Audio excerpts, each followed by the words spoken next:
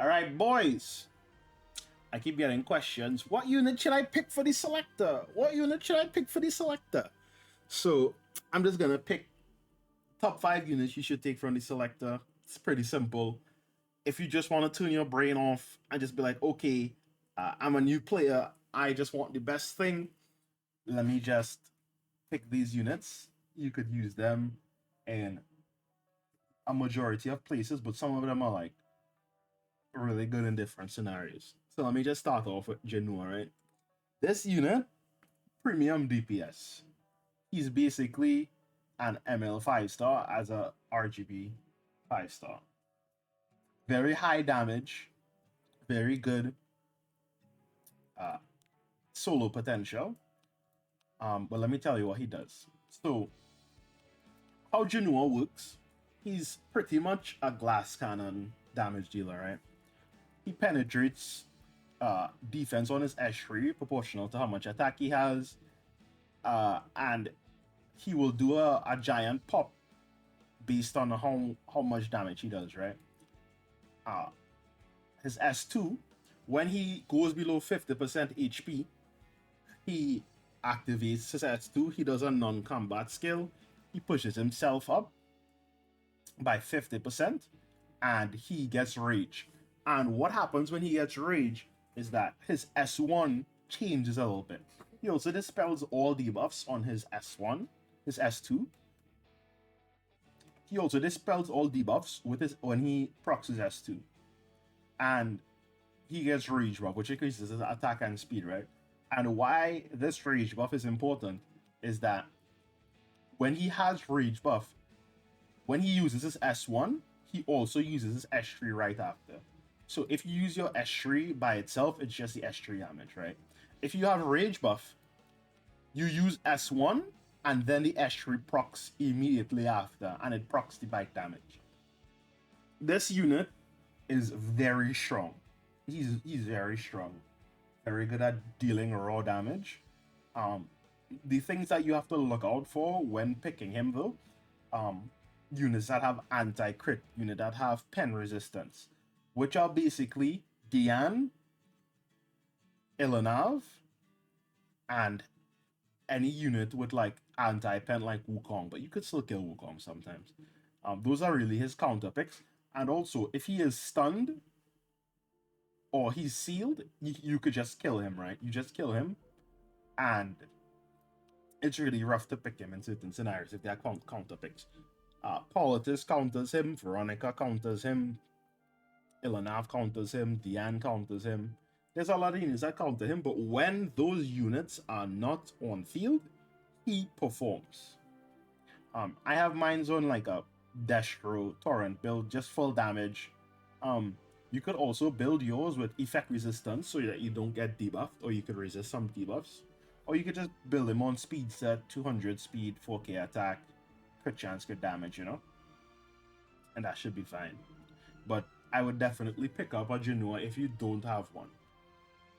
Now let's go to Politus.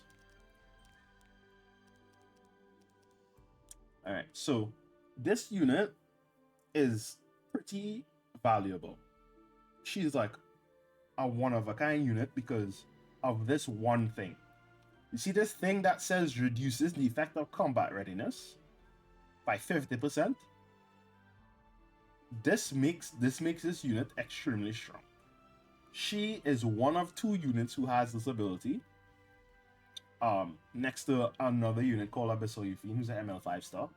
And she's very valuable. She's good against units that have non-attack skills. She's good against units that push CR. She's good against units that I lost my train of thought. I'm just gonna delete that. She could be built in 2 different ways. You could build Degen Politus, which is what I have right now. You build her with a bunch of effectiveness and effect resistance, so she doesn't get stunned, and so that you could stun the enemies, right? Like when they use a non-combat skill, Abyssal Crown will proc, she will use her S2, she will stun the board. If she decides to, sometimes she doesn't stun the board because sometimes Abyssal doesn't proc.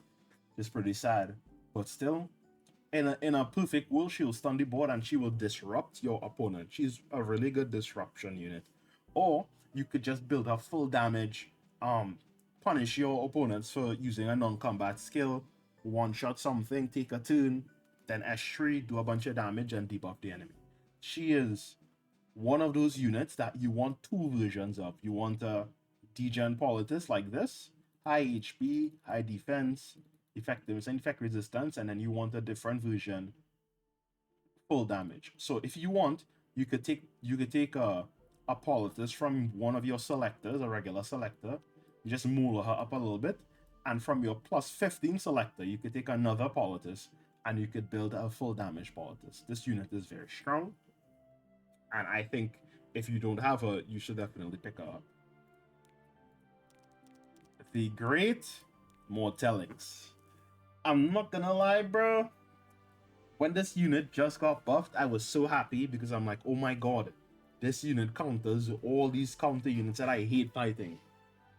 But then I kept seeing him every game, and I am a player who uses a lot of counter units. So when I see Mort on the enemy team, it's just GG's, man. So what Mort does, and you know what's his most important ability is that with his S2, anybody on the field, everybody on the field besides himself, he stops them from countering. You want to counter attack? Nope, you can't counter. Can't counter when Mort's on the field. Your allies as well can counter attack. He's the only one who will counter attack.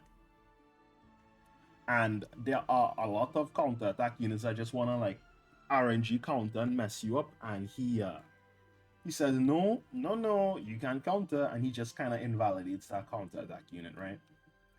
And if that wasn't enough, he has an AoE fair. And basically what this does is when he uses S3 and it lands on you, he fairs your unit.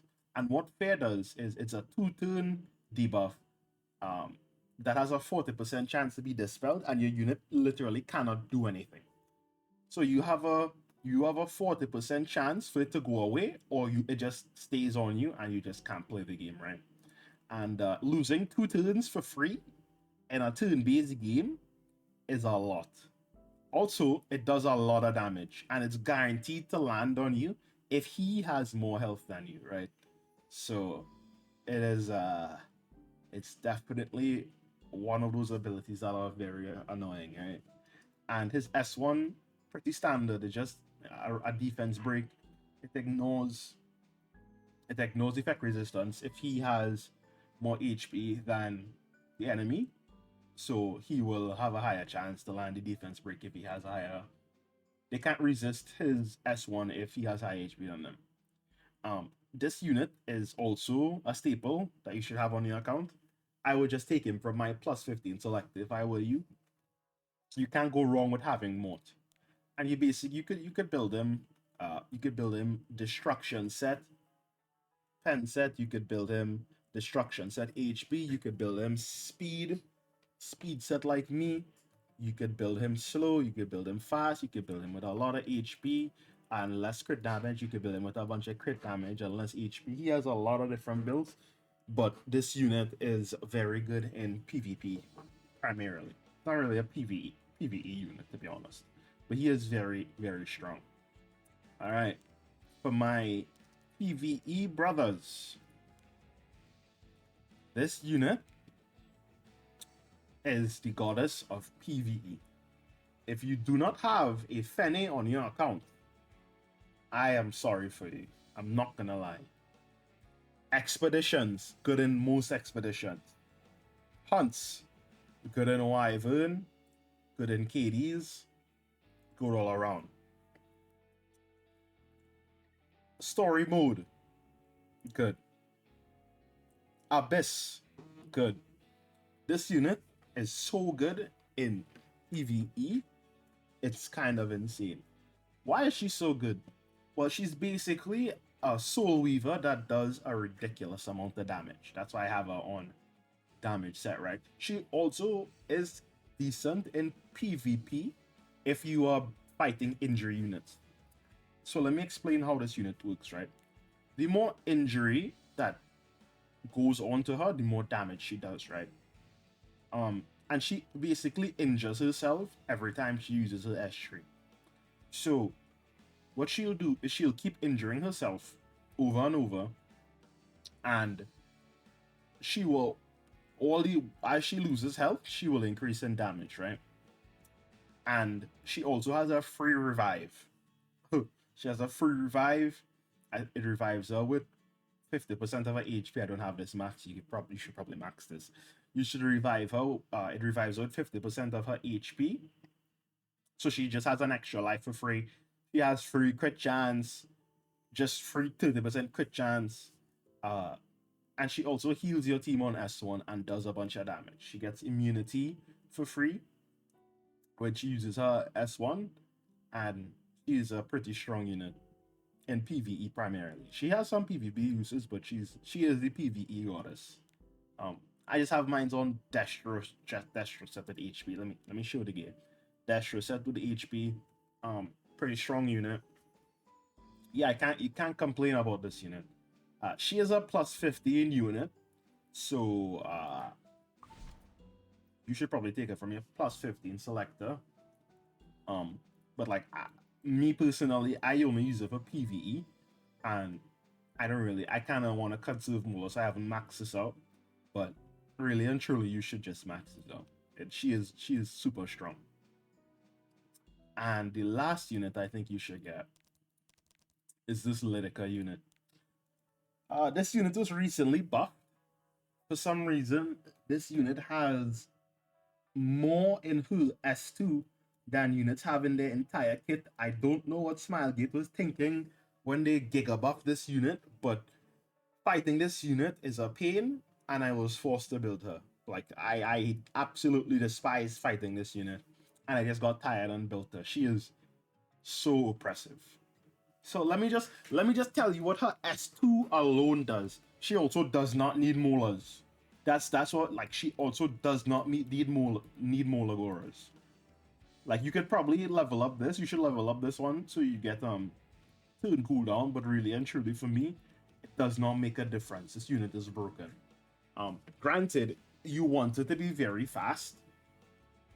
Mine's just 303 speed. This is pretty slow for like RTA. But like, if you can make a faster one than this, that would be great. Or like, if you get a like 300 speed, 290 speed, she'd still work. Because you don't necessarily need her to be 300 speed unless you're racing, right? If you're racing people, then you'd want it to be really fast. But if you're fighting like slower teams and you pick Litica, bro, they can't do anything. So let me explain to you what she does. I'm just gonna explain her S2 alone. Her S2, look at how many things she does on this one ability. Resource reduction, that's one. Before attacking, so she reduces all reduction resources by 60% before she even hits you. Decrease buff duration, she's gonna strip your buffs. Inflict bind, can't counter attack. Inflict restrict, you can't see or push.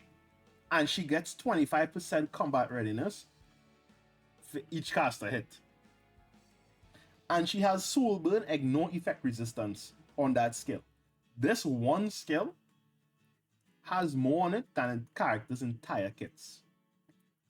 Second ability, it gets worse. Second ability, she attacks one enemy and she tells that unit, you're never getting a turn. She pushes them to the back of the line, decreasing their combat readiness by 100%, and they're already crippled. So let's just put defense break on them as well. So she also defense breaks them as well. And also, that's not enough. Let's just grant our entire team skill nullifier. And when they have bind, it ignores effect resistance. So if you landed your bind, then her S3 will ignore effect resistance. So MLaria, if you land bind on her and she S3s, well, too bad. The effect resistance doesn't matter. And she also inflicts bleed and she detonates. This actually does a surprising amount of damage. I didn't expect this to do as much damage as it does, but it does a significant amount of damage. But yeah, build this unit. This unit is not balanced. I don't know what Smilegate was thinking when they said let's buff Litica. this unit is cracked. I'm not even gonna lie. You should pick up this unit. Even if you're not a fast player or like you're returning or newer returning player, get her on your account. You're just gonna put your fastest speed gear on her and you're gonna bully slower players. Right? You're gonna soul burn all that Abyssal Euphine, that Mort, that annoying unit that counters. She's gonna soul burn, ignore effect resistant. They can't push up, they can't counter, they can't do anything. After, she's gonna S3, protect your entire team, debuff their team, push that enemy to the back of the line so they can't play the game. And then she's gonna cycle her skills again, because she's gonna be fast, and she's gonna do the same thing over and over again. It's really oppressive. So yeah. Not just can't counter Genoa, can't proc. Yeah, that's you're right, Guido. When you bind, they just can't activate any of their skills. It's not just they can't counter. It's really just they can't counter for me because I use a bunch of counter units. But they can't dual attack and they can't activate their skills. If you bind Genoa and you hit him below 50% HP, he doesn't move. He can't S2 because he's binded. They can't do anything. He's just a duck. He's a sitting duck. He can't do anything. This unit is so strong. And you should definitely pick up. But yeah. Let me just add one more honorable mention. This Selene unit. You're gonna be fighting a lot of people. You're gonna be fighting a lot of people who are gonna use non-combat skills. This is one of the counters we have for non-combat skill characters. We have Politus and we have Selene. If they use a non-combat skill, Selene will S2. Based on what EE you have, which is exclusive equipment, she could either hit the unit with the highest attack, right? The highest attack here. And also, she has an EE that also stuns, right? So she'll S2, she could either stun a unit or she could hit the unit with the highest attack. And most of the time, she will one-shot that unit. After that, you Soulburn S3. She gives herself evasion buff. She gives herself barrier. And she also ignores damage sharing effects. So let's say they have an Aureus Knight. It doesn't matter. She will ignore damage sharing effects. So they will take the full damage from Selene. Yeah, this unit's not broken, but she is very useful in PvP scenarios. When you're fighting Sea Phantom, Politus, you're fighting the new Tenebria. I don't remember her name. But the new Tenebria, she's pretty strong in that regard. And she has stealth on her S1. She just hits a unit, bap, she gains stealth. So she's pretty elusive as well. But yeah, those are the units that I would tell you to pick up for your selector. If you have any questions, comments, or concerns, you could join my Discord. It's in the description. Also, you could catch me on Twitch at iamban999. I hope you enjoy the rest of your day, and I will see you all later. Bye-bye.